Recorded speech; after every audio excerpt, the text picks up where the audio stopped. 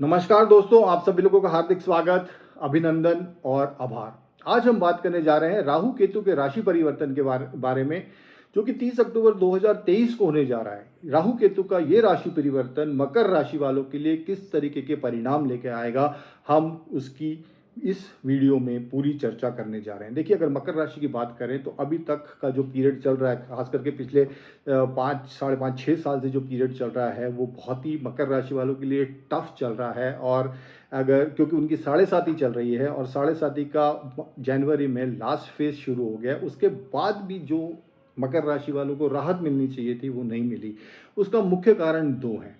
सबसे पहला कारण है कि जनवरी 2023 में राहु उनके शनि साढ़े साती का अंतिम चरण शुरू हुआ, उसके बाद भी शनि महाराज जो है जून में जाके वक्री अवस्था में आ गए, तो जो रिजल्ट्स मकर राशि वालों को मिलने चाहिए थे वो नहीं मिले। दूसरा जो मुख्य कारण है, इनका जो घर का स्थान है, जो कि फोर्थ हाउस कहता है, हमारा कुंडली का जो फोर्थ हाउस है, और हमारा कर्म स्थान जो है वो जो कि कुंडली का 10th हाउस है, इसमें राहु केतु का गोचर पिछले 18 महीनों से चल रहा है। जो घर का स्थान है, हैप्पीनेस का स्थान है, पीस ऑफ माइंड का स्थान है, माता का स्थान है, प्रॉपर्टीज का स्थान है, ये पूरी तरीके से गुरु चांडाल योग यहाँ बना हुआ है। गुरु भी यहीं पर है, राहु भी यहीं पर है। इसके कारण ये जो हाउस है ये पूरी तरह से डिस्टर्ब है और यहाँ के जो रिजल्ट्स मिलने चाहिए थे वो नहीं मिल पा रहे हैं। और आप मेंटल पीस में नहीं हो, मेंटल कंपोजर में नहीं हो, हैप्पीनेस दूर दूर तक कहीं नहीं है, सब चीज़ें डिस्टर्ब पड़ी हुई हैं।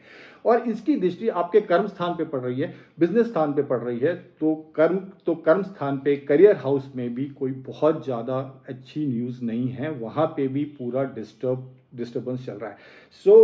जो प्रॉब्लम मेन चल रही है वो एक तो घर के स्थान पे चल रही है, दूसरा करियर हाउस पे चल रही है। इन दोनों हाउसेज में प्रॉपर बैलेंस ना होने के कारण आपके लाइफ में प्रॉब्लम्स हैं और यू आर नॉट कंफर्टेबल। दूसरी चीज है कि शनि आपके सेकंड हाउस में है, जो कि धन भाव में है। तो अगर धन के संचय की बात करूं तो संचय तो दूर की बात है, आपका जो सेविंग्स है उसमें से पैसा खर्च हो रहा है। इसके अगर क्यूमुलेटिव इफेक्ट की बात करें तो मकर राशि वालों के लिए टफ पीरियड है। आगे क्या होने वाला है, आगे अगर मैं मकर राशि वालों के लिए बात करूं तो ये जो टफ पीरियड है ये पूरा 180 डिग्री चेंज होने वाला है। एक नई लाइफ शुरू होने वाली है मकर राशि वालों के लिए। नया उत्साह, नई उमंग, नई लाइफ, नई अपॉर्चुनिटीज, नई विश फुलफिलमेंट्स जो आपने कभी चाही थी।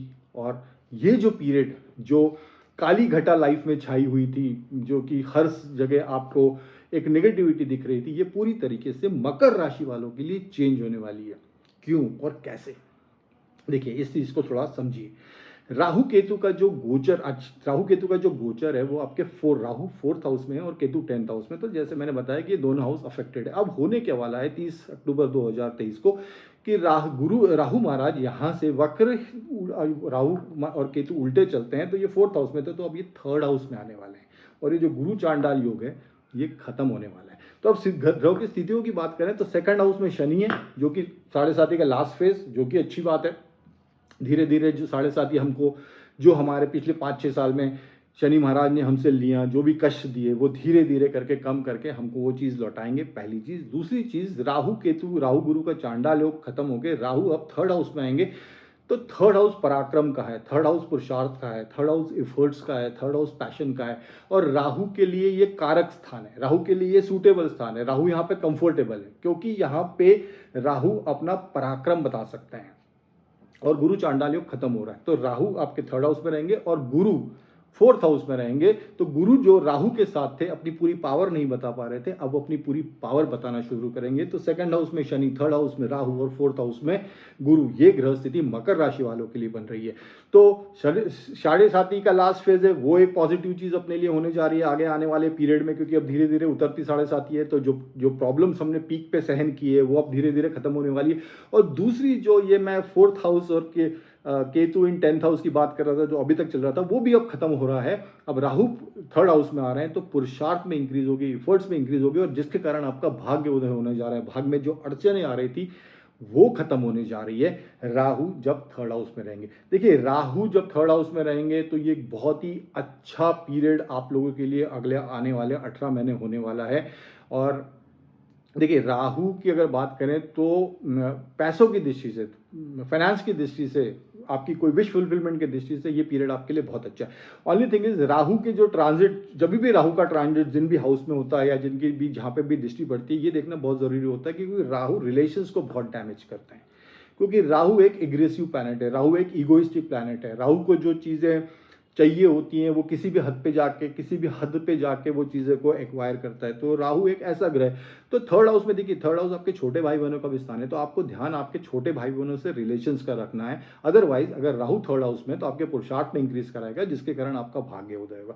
राहु की अगर हम पंचम दृष्टि की बात करें तो सप्तम, सेवंथ हाउस पे पड़ेगी। सेवंथ हाउस आपके लाइफ पार्टनर का हाउस है, स्पाउस का हाउस है, बिजनेस पार्टनर्स का हाउस है। तो relationship with spouse, relationship with business partners, यहाँ पे आपको ध्यान रखना है।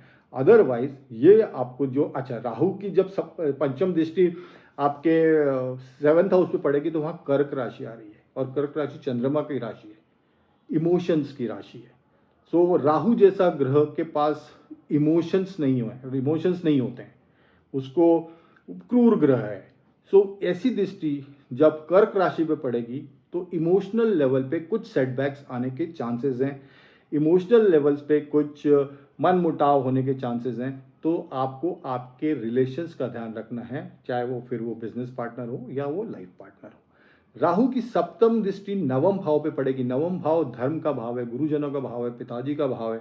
तो रिलेशनशिप विथ हायर अथॉरिटीज, चाहे फिर वो पिताजी हों, चाहे वो गुरुजन हो, चाहे वो हायर बॉसेज हों, इनसे आपको ध्यान रखना है।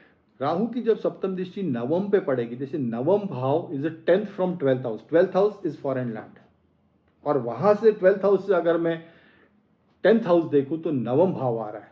तो एनीथिंग रिलेटेड टू फॉरेन, क्योंकि राहु विदेश का भी कारक है, तो anything related to foreign land ये आपके लिए फ्रूटफुल रहने वाला है। चाहे फिर वो एजुकेशन हो, चाहे वो फिर वो वहाँ पे अगर आप वहाँ पे जाने के इच्छुक हो, वीज़ा लेने के इच्छुक हो, import export business में हो, if you are in business, or if you are in job, if you are going for a long travel distance to foreign land for some business purpose, this period is going to be a boon for you, क्योंकि राहु विदेश का भी कारक है और उसकी दृष्टि नवम भाव पे पड़ेगी। तो ये anything related to foreign is going to be a great time for you. This is कि राहु की 7th दृष्टि। अगर राहु की मैं नवम दृष्टि की बात करूं, नवम दृष्टि की इनकी आपके लाभ स्थान पे आ रही है, 11th हाउस पे राहु की नवम दृष्टि आएगी और वहां पे वृश्चिक राशि आ रही है, और वो वृश्चिक राशि राहु के लिए नीच राशि है। वृश्चिक राशि में राहु नीच के होते हैं। तो देखिए राहु की लाभ भाव पे दृष्टि ये तो अच्छी है, क्योंकि राहु का जो नेचर है वो गेन्स, लाभ, पैसा, शोहरत, ऑल मटेरियलिस्टिक गेन वो है, और 11th हाउस भी वही सब चीज़ों को दर्शाता है। तो राहु लाभ तो आपको कराएंगे, बट वो इलीगल तरीके से कराएंगे या लीगल तरीके से कराएंगे या इलीगल तरीके से कराएंगे, या आप कौन सा रास्ता अपनाओगे वो आपको, that could be other way round also. हो सकता है कि आपको इलीगल रास्ता भी अपनाओ, जो कि आपको अपनाना नहीं चाहिए, क्योंकि राहु कभी भी डैमेज कर सकता है। राहु एक ऐसा प्लैनेट है कि पहले चीज़ों को लोभ देगा, लुक्रेटिव ऑफर्स देगा, और फिर उसमें आपको ट्रैप कर देगा। तो इन चीज़ों से आपको बचना है। अच्छा, अगर रिलेशंस की बात करें राहु की 11th हाउस पे, तो 11th हाउस बड़े भाई बहनों का भी स्थान है, एल्डर सिबलिंग्स का। तो रिलेशनशिप्स को आपको, थर्ड हाउस में है तो यंगर सिबलिंग्स का भी ध्यान रखना है, 11th हाउस में दृष्टि पड़ रही है तो एल्डर सिबलिंग्स का भी ध्यान रखना है, 7th हाउस में पड़ रही है तो लाइफ पार्टनर का भी ध्यान रखना है, बिजनेस पार्टनर का भी ध्यान रखना है, और 9th हाउस में भी दृष्टि पड़ रही है तो पिताजनों, फादर, गुरुजन और बॉसेस का भी ध्यान रखना है। सो राहु के ट्रांजिट से ध्यान आपको ये रखना है कि रिलेशंस ना बिगड़े। मगर अदरवाइज राहु की अगर थर्ड हाउस में प्लेसमेंट देखी जाए तो it's going to be a beautiful placement. Gain wise आपको बहुत लाभ होने वाला है, क्योंकि आपके पुरुषार्थ में इंक्रीज होने वाला है। अभी तक एक जो कंजेस्टेड एटमॉस्फेयर आप लोगों के था, ऐसा लग रही थी कि घुटन हो रही है, उस चीज से आपको मुक्ति मिलने वाली है। शनि भी आपको सपोर्ट करेंगे।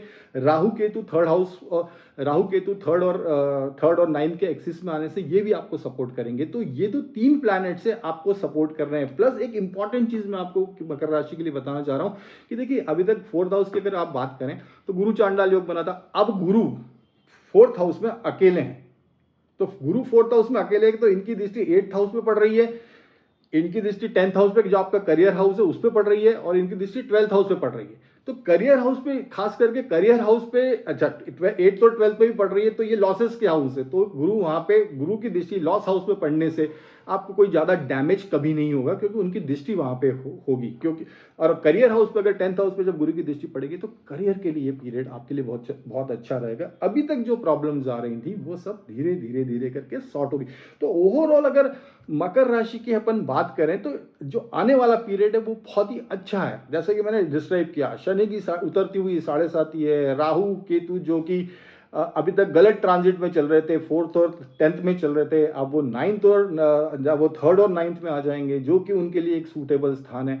तो हर तरीके से आपके पुरुषार्थ में इंक्रीज होगा, आपका भाग्य साथ देगा, नई अपॉर्चुनिटीज आएंगी। गुरु की दृष्टि की बात करें तो 10th हाउस में तो नई नई अपॉर्चुनिटीज आएंगी। करियर में जो अभी तक अड़चने आ रही थी वो सब अड़चने खत्म होंगी। और दूसरी मेन चीज क्या होगी कि अभी तक जो डार्क फेस चल रहा था, काले बादल लाइफ में छाए हुए थे, कुछ मूव ही नहीं हो रहा था, एक नेगेटिव अप्रोच हो गया था। क्योंकि रिपीटेडली किसी भी इंसान को अगर रिपीटेडली फेलियर्स के बाद फेलियर्स के बाद फेलियर्स, एक चीज कोई अच्छी होती है तो दूसरी खराब हो जाती है, वो चीज अच्छी होती है तो कोई तीसरी खराब हो जाती है, इस फेज से जो हम गुजर रहे थे और कहीं भी एक उमंग नहीं लग रही थी, कहीं उत्साह नहीं लग रहा था, एक पूरी नेगेटिविटी के जोन में मकर राशि वाले आ रहे थे, उनके लिए एक नई सूरज की किरण उगेगी। क्योंकि शनि भी साथ देना शुरू करेंगे, राहु केतु का भी जो ट्रांजिट अगले 18 महीनों के लिए होने वाला है, मई 2025 के मई 2025 तक, ये भी एक बहुत अच्छा ट्रांजिट है। क्योंकि राहु जैसा ग्रह 3rd हाउस में है, बहुत ज़्यादा वैलर देगा, बहुत ज़्यादा करेज देगा। और केतु जैसा ग्रह 9th हाउस में है, तो केतु जैसा ग्रह 9th हाउस में भी अच्छा है। क्योंकि केतु जैसा ग्रह, केतु एक संत ग्रह है, ठीक है, ग्रह की बात करें तो उसका संत टाइप का नेचर है, उसको मटेरियलिस्टिक चीज से कोई मतलब नहीं है। तो केतु जैसा ग्रह 9th हाउस में हो, और 9th हाउस ग्रह भी वैसा ही है, रिलीजन का है, धर्म का है, तो केतु भी वहां पे कंफर्टेबल है। एक चीज का ध्यान रखना है कि केतु की पंचम दृष्टि आपके लग्न पे पड़ेगी, तो एक चीज का ध्यान रखना। पहली चीज तो राहु की जो चीजों का ध्यान रखना है वो तो रिलेशंस को लेकर ध्यान रखना है, जैसा कि मैंने बताया। और दूसरी चीज, अगर केतु की दृष्टि की हम बात करें तो लग्न में पड़ेगी तो भ्रम की स्थिति उत्पन्न हो सकती है। तो जो भी डिसीजंस आप लें वो सोच समझ के लें।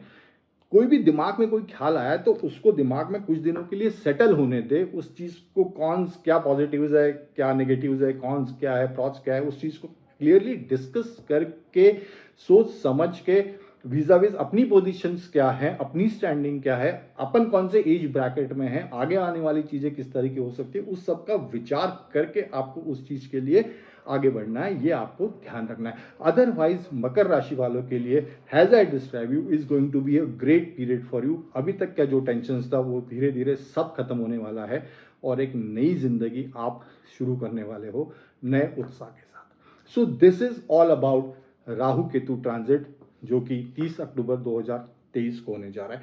सो ऑल द बेस्ट मकर राशि, you will have a great time ahead.